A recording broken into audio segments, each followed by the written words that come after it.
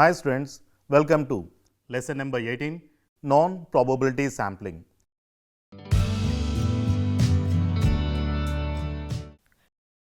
Introduction. In many research situations, the researcher may not have the list of persons with the specific characteristics required for the study.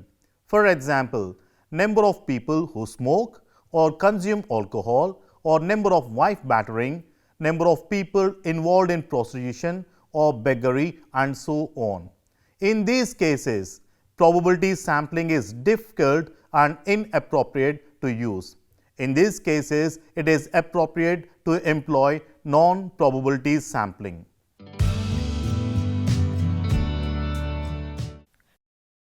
Objectives. After reading this lesson, you will be able to define non-probability sampling, explain different types of non-probability sampling, explain the advantages and disadvantages of non-probability sampling.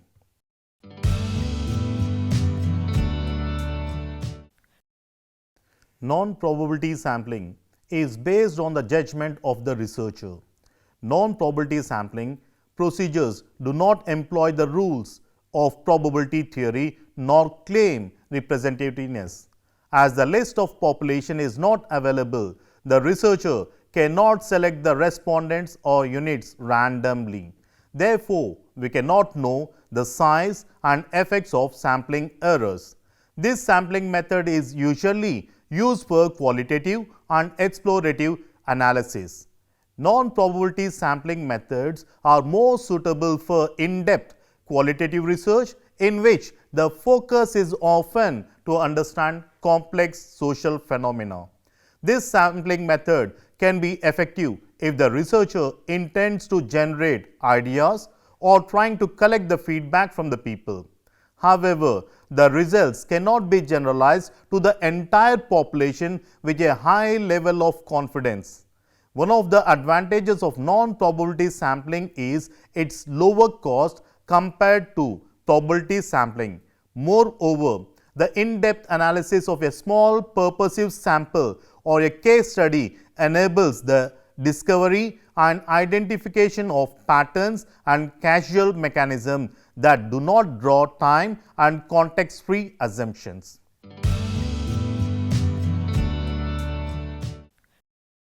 The guiding factors in this method include the availability of the units, the personal experience of the researcher, and his or her convenience in carrying out the study.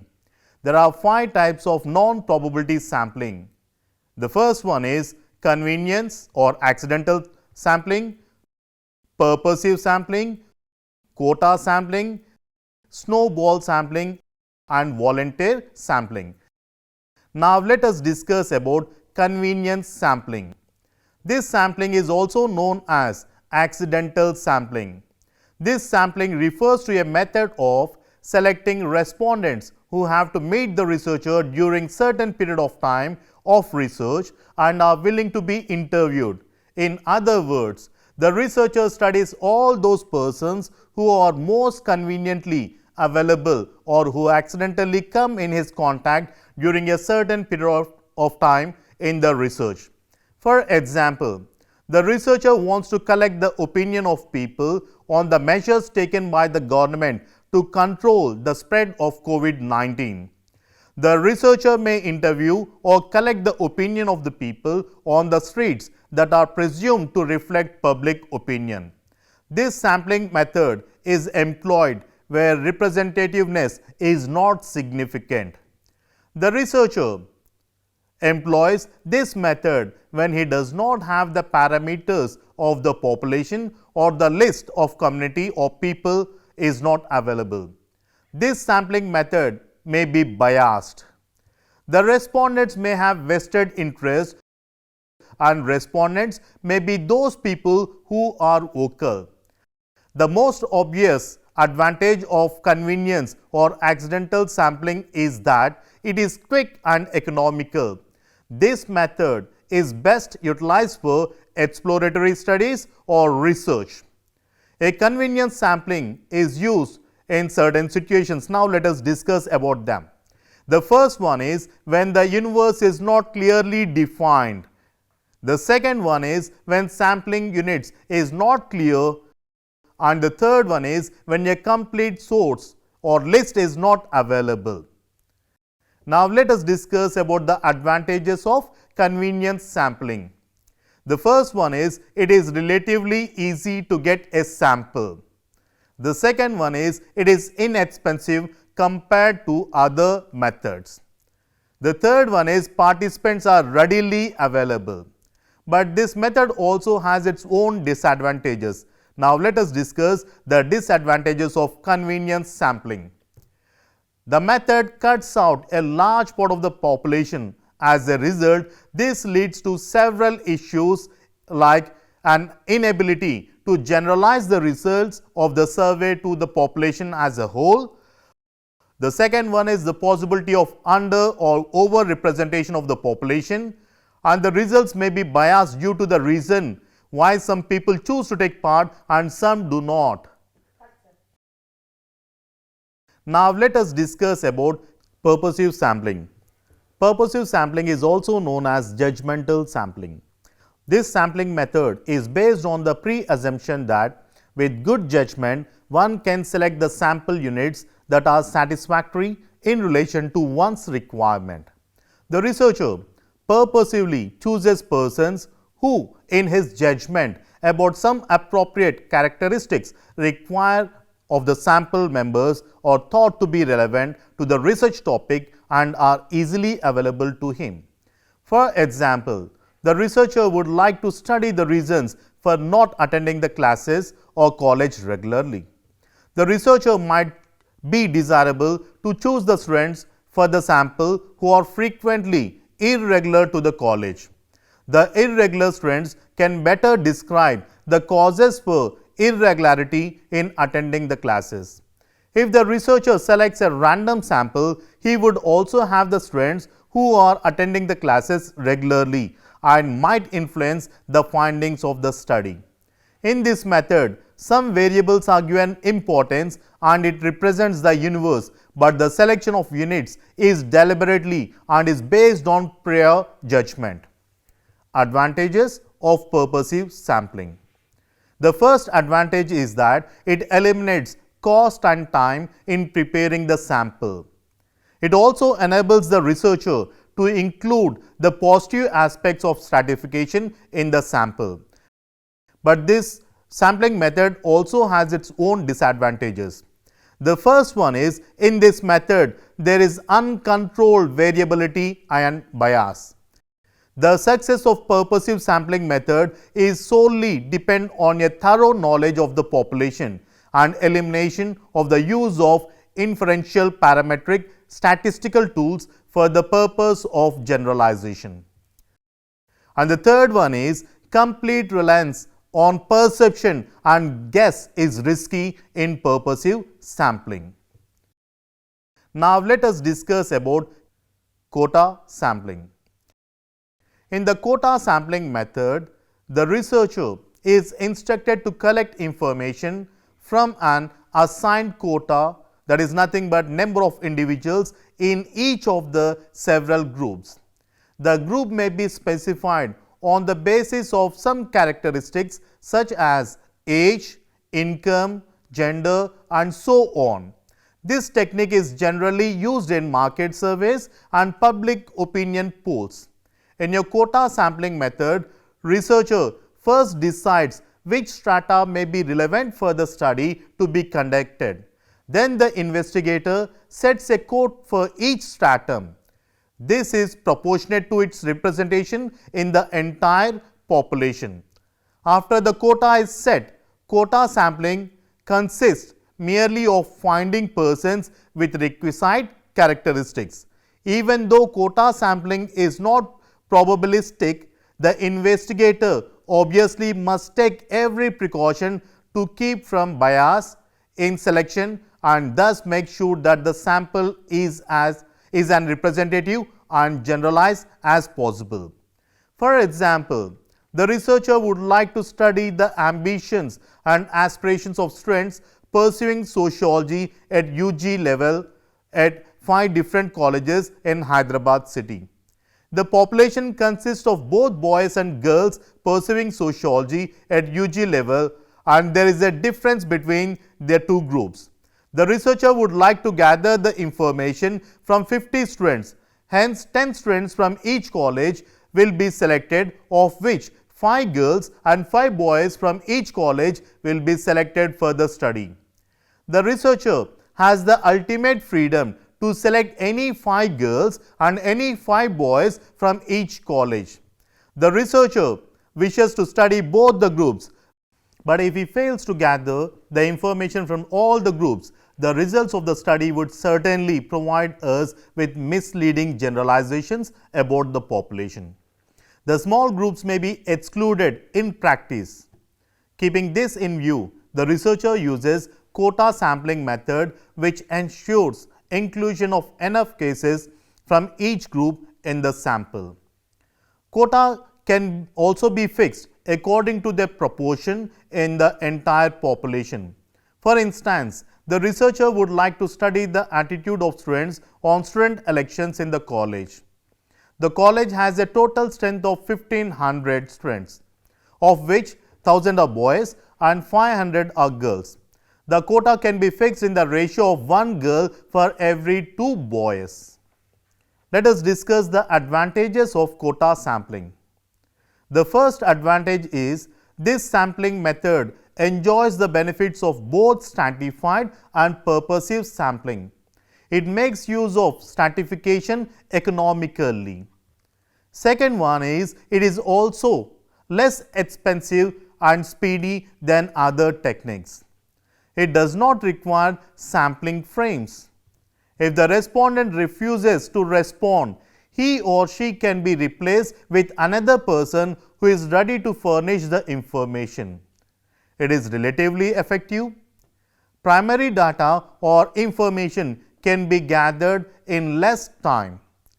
The next one is the quota sampling is likely to give accurate results if proper control is imposed on the investigator. It also has its own disadvantages. The first disadvantage is the researcher interviews the people who are easily available and accessible. Hence, the data may not be representative in nature. There can be researchers' bias in selecting the research units. The third one is the bias may also occur due to substitution of unlike sample units. The research cannot be supervised, so there is no certainty of correctness of data. Strict control of fieldwork is difficult as several investigators are employed for gathering the information. And the next one is, as the sampling is not based on random sampling, the chances of sampling errors may be estimated. Now let us discuss snowball sampling. Snowball sampling technique is used to study some special sampling situations like getting a sample of alcoholics, wife battering, male prostitution, drug addicts, and so on. In this sampling, we start with a few respondents who are known and are available to the researcher in the study. These respondents in turn are expected to guide us to get more respondents and so on till the adequate number of persons are interviewed or no more respondents are discovered. This technique is used for doing the study on the sensitive topics. Reduced sample size and cost are clear advantages of snowball sampling. Now let us discuss the advantages of snowball sampling. It allows for students to take place where otherwise it might be impossible to conduct because of lack of participants. Snowball sampling may help the researcher to discover characteristics about a population that we were not aware of existence. It is quicker to find the samples. It is cost effective. Disadvantages of snowball sampling. It is usually impossible to determine the sampling error or make inferences about populations based on the obtained sample. The second one is there is a fair chance that the people may not cooperate in spite of referrals. Snowball sampling can be used in certain situations. Let us discuss them. The first one, when the official list of the respondents or people is not available. Difficulty in locating the people. Third one is people who are not willing to be identified. Secretiveness about the identity of the people. For example, religious extremists, hackers and so on, they don't want to reveal themselves or they don't want themselves to be identified. In those conditions, we are going to use this sampling method. Next one is volunteer sampling. In this sampling method, the respondent himself volunteers to provide the information which he or she holds. This type of samples are always biased, which can be rarely trusted. For example, think a person has been murdered on the street. The police personnel are engaged in gathering the evidences to solve the case. The police may approach the people who are present at the scenario at the time of incidents and ask them to lodge a complaint or help them in identifying the persons who committed the crime. At that time, some people, even though they were present in the crime scenario, may not respond due to the fear of identity. Some people may come forward voluntarily and provide the information. Let us discuss the advantages of volunteer sampling. The first one is it is inexpensive. Data or information can be easily gathered. It is ethical as the respondent have approached the researcher voluntarily. It is less biased as the respondent may approach the researcher out of interest in the research topic. Now let us discuss about the disadvantages of volunteer sampling. The first one is the researcher has no control over the sample units. The sample is like to be completed of strongly opinionated people. Third, it takes lot of time to get enough people to do experiments. Fourth, it can be unrepresentative.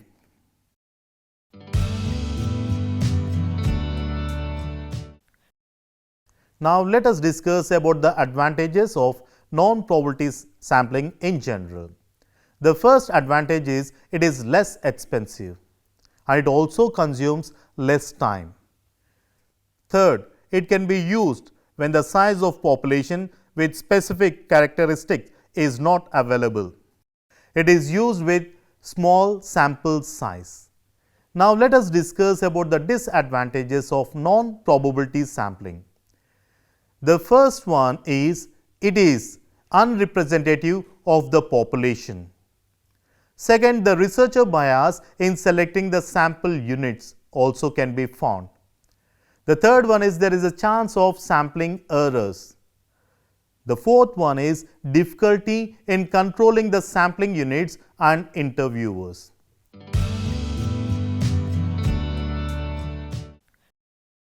Let us now discuss about applications of non-probability sampling. The major advantages of non-probability sampling are convenience and require less amount of money in doing research.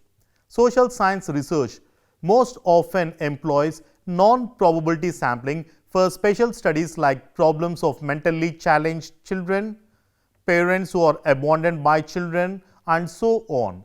Social science researchers will use non-probability methods and to justify their use on the grounds of practical experience even while conceding the representativeness in principle of probability sampling. Social science researchers do not carry out studies of samples for the purpose of generalization to the population from which samples have been drawn. For example, a social worker who wants to study the problems of abandoned parents by the children would be interested in obtaining reasons for abandoning new insights into the problems rather than assessing the status of opinion among the children.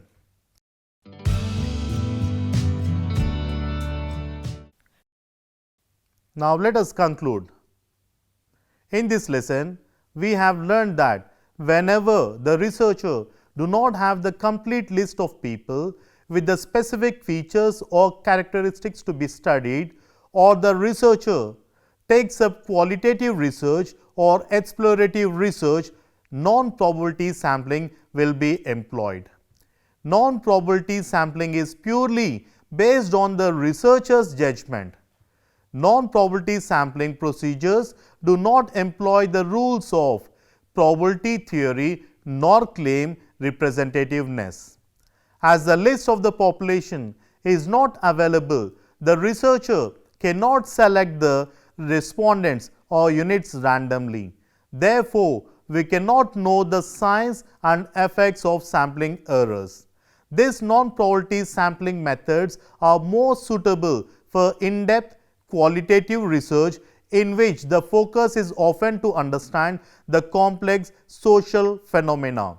This sampling method can be effective if the researcher intends to generate ideas or trying to collect the feedback from the people. That is nothing but doing evaluative studies.